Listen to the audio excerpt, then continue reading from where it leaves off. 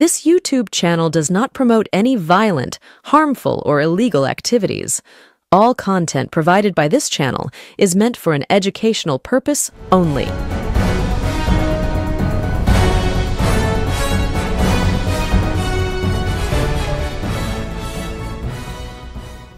ছেলে বিজেপি, বাবা সিপিএম, ঠিক এই রকমই একটি বিষয় নিয়ে এই মুহূর্তে আজকে আমি প্রতিবেদক সায়ন্তন চক্রবর্তী বঙ্গচক্র ইউটিউব চ্যানেলের পর্দায় একটি প্রতিবেদন নিয়ে এসেছি।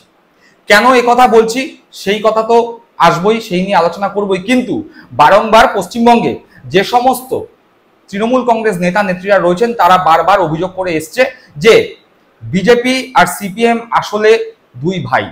তারা কটাক্ষ করেছে চোরে চোরে মাস্তুতো ভাই বলে, অর্থাৎ বিজেপি এবং সিপিএম কে চোরে চোরে মাস্তুতো ভাই বলে তারা কটাক্ষ করেছে।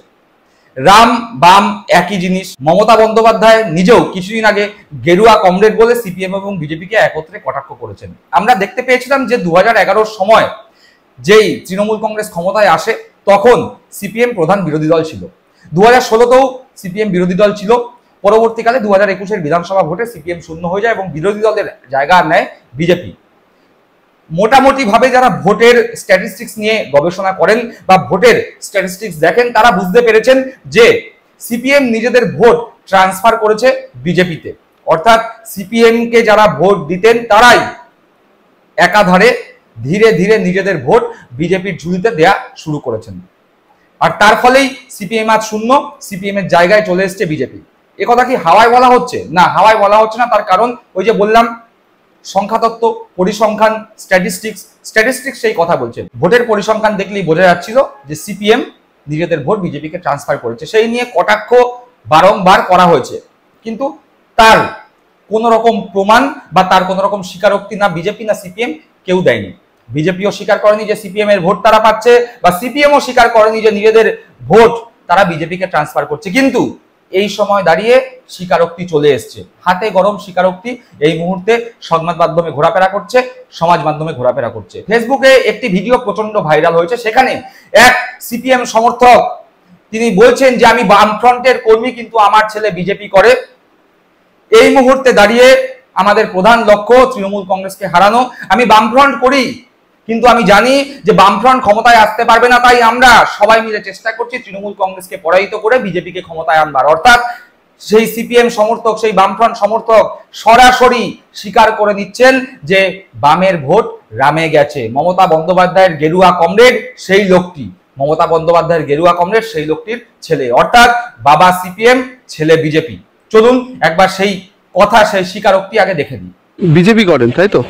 না, আমি বামফ্রন্ট করি। আমার বিজেপি করেন তাই তো? না, আমি বামফ্রন্ট করি। আমার ছেলে শক্তি কেন্দ্রের মেন নেতা রে। আপনার ছেলে বিজেপি করে? বিজেপি শক্তি কেন্দ্রে। আপনি বিজেপির বুথে বসেছেন তাই তো? আমি সমস্ত বুথে আছি। আমাদের কথা হচ্ছে আমরা বিজেপি এবং বামফ্রন্টে যেসব আছি আমরা, যে জায়গায় ক্ষমতা আছি সেই জায়গা থেকে, হ্যাঁ, সেই জায়গাকে সেই পার্টিকে জেতানোর জন্য ওরা জামালপুর থানা আমরা একত্রিত হয়ে আছি যে আমরা টিএমসির পরিবর্তনকে এখান থেকে সরানোর জন্য। তাতে করে আমার বামফ্রন্ট জিততে পারবে না আমরা জানি, তাতে করে আমার বামফ্রন্ট জিততে পারবে না আমরা জানি, তাতে করে আমার বামফ্রন্ট জিততে পারবে না আমরা জানি। যে কোনো প্রকারে একত্রিত হয়ে আমরা ভারতীয় জনতা পার্টিকে জিতিয়ে আনতে চাই, আমরা ভারতীয় জনতা পার্টিকে জিতিয়ে আনতে চাই, আমরা ভারতীয় জনতা পার্টিকে জিতিয়ে আনতে চাই। আচ্ছা, ঠিক আছে, আমার ইয়েটা দেখে আবার ভালো করে। ধন্যবাদ। দর্শক বন্ধুরা, আপনারা দেখলেন সেই স্বীকারোক্তি। এই লোক নির্দ্বিধায় স্বীকার করছে, একদম স্পষ্টভাবে বলছে যে তৃণমূলকে হারানো সিপিএম বা বামফ্রন্টের পক্ষে এই মুহূর্তে সম্ভব নয়। তাই তারা সংঘবদ্ধভাবে তৃণমূলকে পরাজিত করবার জন্য তারা চায় বিজেপি ক্ষমতায় আসুক, তাই তারা বিজেপিকে ভোট দিচ্ছে। এ কথা আমি বলছি না, এ কথা তৃণমূল কংগ্রেসের কেউ বলছে না। কে বলছে? সিপিএম কর্মী, বামফ্রন্টের সমর্থক বলছে, ঘটনাচক্রে যার ছেলে বিজেপি করছে। এই রকম গেরুয়া কমরেড পশ্চিমবঙ্গের আনাচে কানাচে, প্রতিটি বুথে, প্রতিটি পাড়ায়, প্রতিটি গলিতে রয়েছে। যারা একসময় সিপিএম এর হার মারছিলেন, বুথে বুথে গিয়ে রিগিং করতেন, তৃণমূল কংগ্রেস কর্মীদের মারতেন, ভোট দিতেন না, তারাই আজ মেনি বেড়াল হয়েছেন, ইঁদুর হয়েছেন।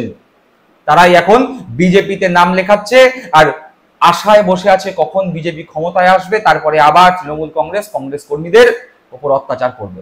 দর্শক বন্ধুরা, এই বিষয়ে আপনারা কি মনে করছেন? আপনাদের মূল্যবান মন্তব্য কমেন্ট বক্সে কমেন্ট করে জানাবেন। সকলে ভালো থাকবেন, সুস্থ থাকবেন। জয় হিন্দ, বন্দে মাতরম।